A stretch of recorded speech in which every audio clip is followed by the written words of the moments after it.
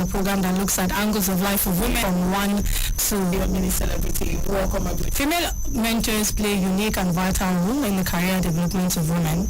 They can relate to the challenges, biases, obstacles women often face in the workplace and their chosen careers. They are likely to, encounter similar situations and can offer guidance on how to, navigate them successfully. Right. Women mentors can also help boost the confidence of their mentees and propel their path to success. In a world where imposter syndrome can be, pervasive, especially for women, having a female mentor who believes in your ability and can provide constructive feedback is very essential. Right. Also, female mentors serve as living examples of what women can achieve in their career, managing, and walk of life. They inspire and motivate mentees to set ambitious goals and work them towards ensuring they don't neglect, their own mental equilibrium. The role of female mentors in women's career success cannot be overstated. They provide invaluable guidance, support, inspiration to help women navigate the complex business world. As a woman, we are responsible for paying it forward. The former president, Muhammad Buhari, called Lazy youth. called Nigerians, some youth lazy youths, right? Yeah. But at the same time, we have other youths making impacts in society and making Nigerians and Nigerians proud, both locally and even internationally. Today we have one of such youth in the studio with us this afternoon. You're welcome, Amrani. Let's see. And social inclusion in Northern Nigeria. As a published author of the poetry book Breasts and Names of Flowers, Amra Habi Uzaria DLC and specializes in STEM at Pan-Atlantic University. Now, Amra, you were recently recognized among the top 40 incredible women from Northern Nigeria who are, redefining leadership together with the likes of Dr. Aminesa Nibelu Kadari. Journey has been very long. How has... So, for me, the journey started when I was volunteering then for my radio station. Okay. And what I was doing for my school's radio station, I was still an undergraduate then, and I just wanted to, keep myself busy. Okay. And so I started volunteering, and at that radio station, what I was actually doing was related to Hausa, meaning by Kemfuska Kadegari Kiba. Okay. That particular program was to talk about women's rights, women's rights to education, about this particular program, getting content to enrich the program, and that is how my activism started. Because when I started, I didn't believe all of that. to health. Okay, so this thing is because it was something that it wasn't my reality. Okay. So I didn't grow up to see that women have been abused. At that program now was like the research, and there was about this female genital Mutilation. right? And so I had to go out to talk about it, to ask people, because I was like, even if this thing happens, maybe somewhere Asian, somewhere Not close to you, though. not close to me, and maybe a long time ago. But to my surprise, when I went out and I was getting Vox Pop, and I was pointed to a house where the girl so that was my first shock. Wow. And that opened my eyes to say, okay, there's really a problem. And at the time, there were people that I would normally know, like on the streets, because they were in my streets, but because I wasn't talking about female genital mutilation, or I didn't even know it existed, or so I didn't know. So me alone, and the whole gender inclusion, the whole women's empowerment started for me. The whole fight for all of that started for me. That radio show. It was supposed to be just go and talk, but that was how it started for me. Seeing all of that, even after I left school, people were reaching the area. Oh, my sister. So people just automatically and naturally reached out to me, and I said, okay, so what do I do about this? Now I'm done with school. I still have those contacts, so I just refer them. Okay. And so yeah, that's how activism started for me. That's nice. So I'm looking at the things you go through, like you do through your NGO, which is Selma Atta Foundation. What are those things mentors should adopt to support their mentees? So I mean, but first of all, can we talk about this a little bit about the Selma Atta Foundation, and then the tips mentors should adopt to support their mentees? Okay. So Selma Atta Foundation for Women and Girls Support is, as the name implies, is just tailored towards women and girls support. Access to education. It rallies around access to trainings. It rallies around access to basic necessities that you think that, oh, this is not a big deal. Somebody is a big deal. I mean, and you're just talking, oh, it's 500 or 850 you need to have before you can achieve. So it's luxury to a lot of people. I mean, even people who are comfortable right now are complaining about it. Not talk about people who cannot afford 3 square meals. Why am I talking about buying sanitary pad when I have not had breakfast? Say let's do something about what is happening in the world, especially around girls. And I mean, how can we do it? We can provide them with sanitary pads, for example. This is not sustainable. So what do we do how to make reusable pads? And so this is what it does for them. Even while we're away, if we give them, where do they get the next one? Right. So this actually stemmed out from the thought of, okay, so what happens next if we cannot continue to give them? What happens next? So this whole initiative is about, okay, themselves. And if they're being, if they're business minded enough, they can make my own money out of it. So besides sanitary pads, we also look at how we can get girls to, so we have a program called the Girl Code Bootcamp, where we teach girls data analytics skills, UI UX design, and graphic design. And also we just incorporated something where they learn how to pitch their ideas. So we teach them data analytics skills, we teach them UI UX design. What else can they do with it? Build a solution around it with the skills that they have learned and pitch it for investors. So I'm pitching it to an investor. He thinks he likes, or he finds it really interesting, and say, okay, this is something that I can fund. This is something that is viable. This is something that can get us, money in years to come, and all of that. So this is now in terms of trainings. But most recently, we are also looking at how we can get girls. There are a lot of things that I haven't really is exactly the way I want to be.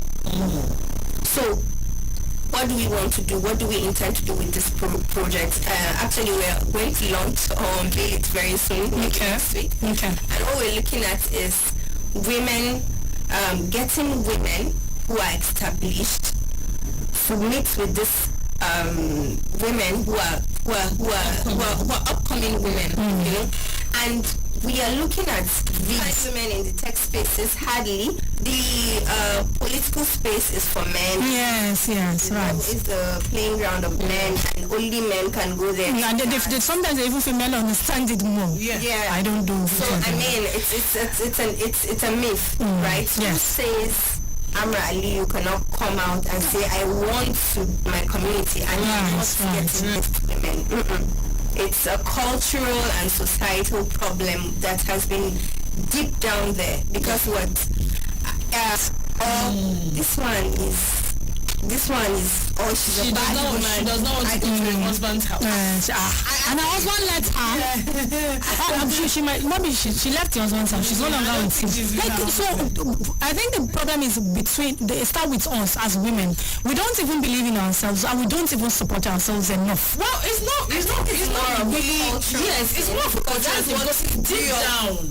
That's what we the understanding that have been passed to through generations that the woman is not meant to attend some certain of a cultural thing where everybody thinks a woman cannot do it, and even us, we unconsciously think, why is she there? Like, what is she doing? You can think of it sometimes, and when people ask you of your boss, they're thinking about, how is he? Like, So this particular project is saying we're creating space. We want to groom them at a very early age. But you would come in because, how do I even get into the political space if I do not know anything about it? I do not know how to go about it. So this is our fellowship where they would learn from different persons, different women and men also. And also they would have to the field committees to learn the processes of, what's actually going on. And at the end of the day, we expect them to come up with a project, right? We're going to come up with, just like I said earlier on about pitching an idea. They're supposed, this time around, they're pitching an idea of a problem that is in their community that they want to solve. Politically. Nice. So, for example, maybe there's a policy about women's health or something, and they want to change, and it doesn't sit well. They want to change something about it. So how they're going to begin to advocate for that particular thing, and we fund the project, and then we fund it, and they come up with it. So you're letting them own the whole thing. Yes. Okay. Yes. So a quick question: is there an age range for the women that are supposed to participate in this fellowship now? Yeah, we're looking at 19 to 30. Okay. Yeah, we're looking at 19 to 30. But how do you get these women? You just apply. What's the procedure like? Yeah, we're going to do a call for application by next week. So if we do the proper official unveiling of the project, we're going to now do a call for application, and then applications come in, and we select based on the quality of an applicant. Okay, so your book, Breasts Are Names of Flowers, what motivated you to write that collection of poems? A lot. I think it's more of experiences. My experience as an activist, my experience as a woman, my experience as a girlfriend sometimes, and so it's mostly my experience. And the bulk of it though is that I grew up in a community of writers. I think that is the first reason why I had ever picked up a pen to say I'm writing down something. I see a lot of writers around me, and there are a lot of books to read. You read books today, and then you see young people writing like you do. And you're like, okay. So my experience to have a collection. Rather, it's Breasts Are Names of Flowers. But because from hearing breast, one would really think. Do you get what I'm trying to say? So Breasts Are Names of Flower. How did you come about the title itself?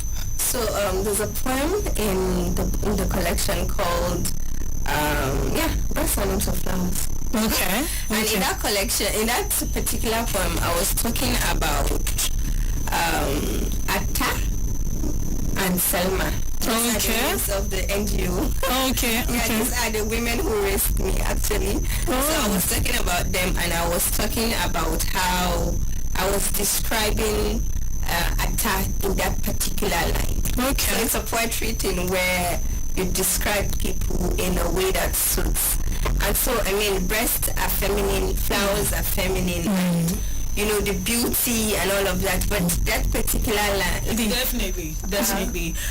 Now, I want to deviate a bit from your foundation and everything for people to look up to, right? To be recognized in different sectors of the economy. How do you deal with the backlash? Because there's definitely backlash. Right. And now, religion-wise, it's there. Gender-wise, it's there. How do you deal with it? And I was asked a similar question. In fact, I was telling them I had stopped doing anything that has to do with gender-based violence. Right? And they were like, why? I said, okay, because I am taking a break. I told you before, I get calls, I get messages that, this is it. It's not it's not entirely a sour experience because I have learned from it, and I know that I have impacted a lot of women and girls from this. So gender-based violence, right? Say rape, for example, or domestic violence. So what I did then was I get calls, and then I try to follow up. Sometimes even go as far as following them to court. So when there are court sittings, I am there. When there are, when there is a call, I am there. And it started to take a toll on my mental messages, like threats. Yeah. Now these are not even subtle jabs online where people say, oh, so you are saying you're calling it had its own its own backlash. Yeah, it feels like a war against men. Yes. And most times that's not even what feminism is all about. I mean, but there are women who make it seem like right. I collaborate with men to get things done. So I am more of let's work together to make this work. Because I mean, if I want to be at the table and men are at the table, how do I get men to see a reason that there's women should also be here? How that I was getting messages and people were saying a lot of things.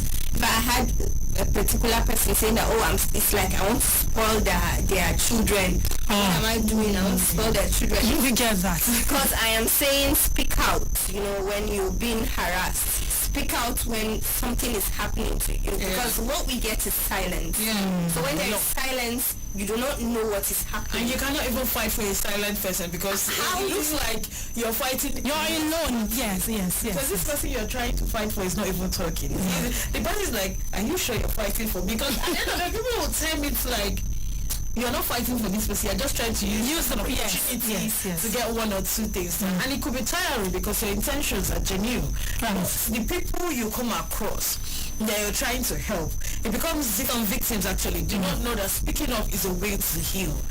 Sometimes when you talk about these things, it becomes the first time it could be traumatic. You will come in, someone that's listening have learned from it, but that's what most of victims don't know.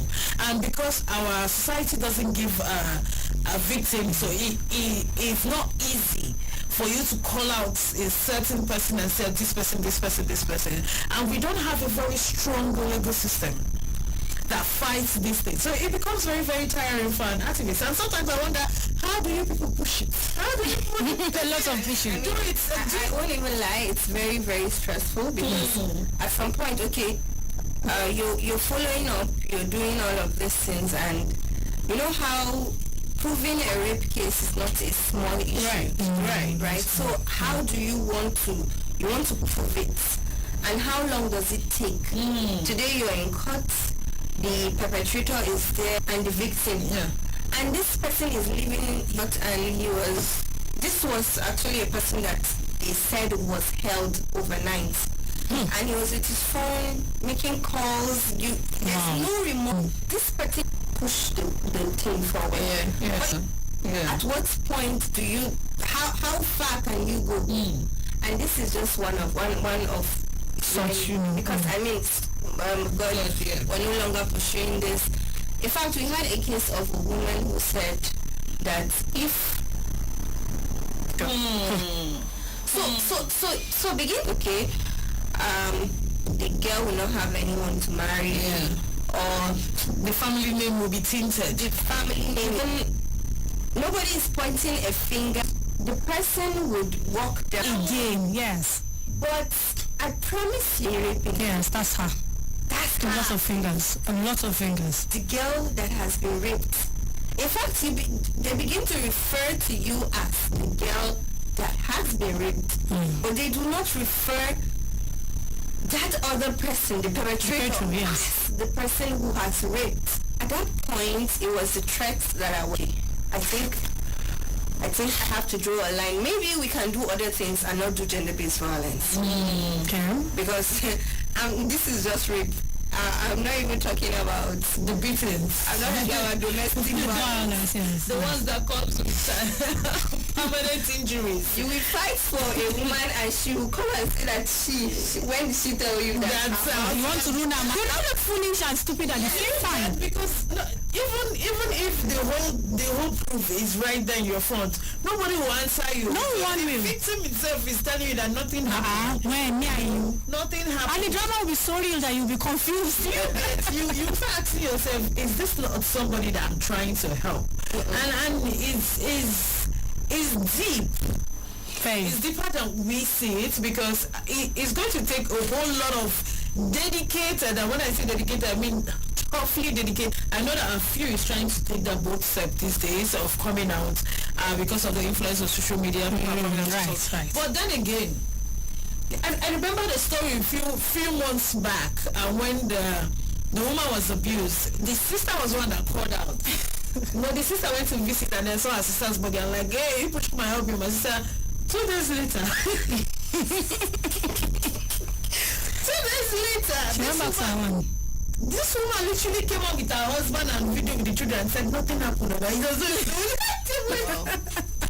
And I mean, it also boils down to how society perceives all of this things. Yeah. So do you want to be in a marriage? I want to stay married. I want to stay married for my kids. I want to stay married for my husband. Even if you're not happy, even if they are not provocation, you've been battered. So we see marriage as a safe place. I mean, it's supposed to be a safe place, but at what end take it? Because it's better to be married than to be out there with single ladies. So we'll go on a short break in a moment. But you don't pay attention to the intimidation she does. No be like water. You don't get anything. If woman that knows you just follow. And she don't be woman. Woman that money while I share money. She don't be woman. If she don't get to the mouth of fire. I never finish. Nobody be like looking at you earlier.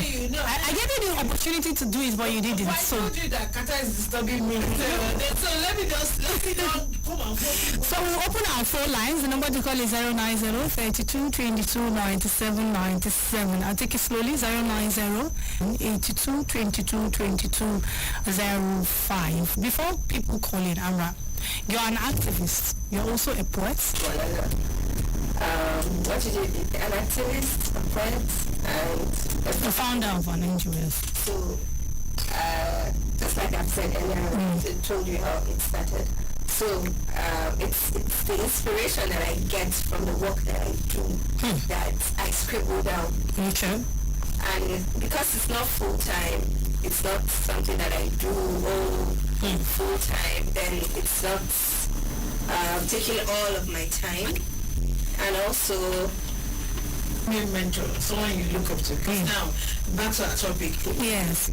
That has to do with female mentorship of the girl child. You have a female mentorship, but someone you see and you be like, oh, this woman I like, this woman I want to be like, this woman I want to project certain things. These are people that we see and we be like, I want to. Did you manage to beat that? Go intimate. Okay. So I don't just see someone online like, that's my mentor. Okay. Because I see a lot of young people do that. Yeah. So mentorship for advice. Mentorship is the first contact, first point of mentor was my grandma. Okay. So at the time, my grandma raised me, by the way, female gender something issue. But then, because I had started that show, I began to, pay attention to details. So there are a couple of women who come to my house who say this and that to my grandma. Their husband is doing that, and she's the one pushing. She's the one doing stuff for these women. And I tell you, it's not just women she's related to. The women get to come to her. Get to come to her to do this for them. And she is related to the man, but she will fight that man before. There's no food in the house, not the person. And she was very vocal. So there is no secret. If you do something, then everybody's going to know about it. That was the name of the question. So this silence that people are trying to silence women, Okay, so another question now. I understand that something that we believe in, I will have like in your home, when your family notice like me. I wanted to come in. So I mean, it's like every African home where so we don't have a doctor. So there was a day now, and we were talking about it, and my auntie just, I was like, it's like you're telling me Dr. Amra. I was like, well, that's rather easy. Really, it sounds good, so I want to become a doctor. And that was it. And I got into science class. I've been saying, I want to become a doctor. And even at that stage in my life, I was still doing art stuff. Like, for example, in my secondary school then, I was in press club, I was reading news. In fact, at some point, I was the vice president of press club because I can't be press club because I'm a woman. So they put a guy there as the president, and then I didn't even understand it. But I was lucky to be press club president. Really? Yes. Assembly ground, and then we had to tell why so it wasn't like we were just celebrating. Even down to NYSC, like when you want to do NYSC and they are choosing and you know what, at that point I didn't see any problems. I was in science. Even the president was in science class. Wow. We're that good. But they were like, but I can't be president. Anyway, so naturally I was like, yeah. And then you accepted.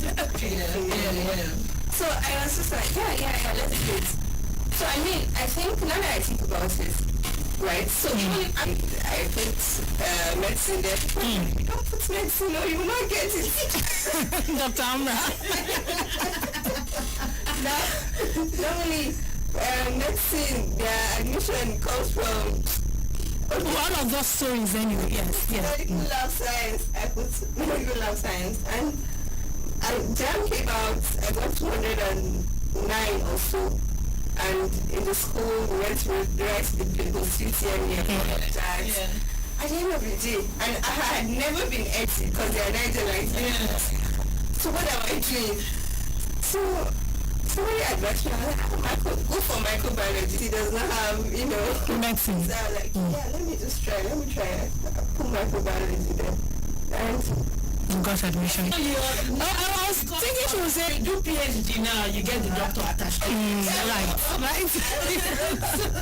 So pursue the PhD now, because most times what we do is seek approval from the society. Yes. Because we want a society to approve of the person who wants to marry, we want society to approve of who are going to be self to the society first of like what you want to achieve, like with what you want to do, right?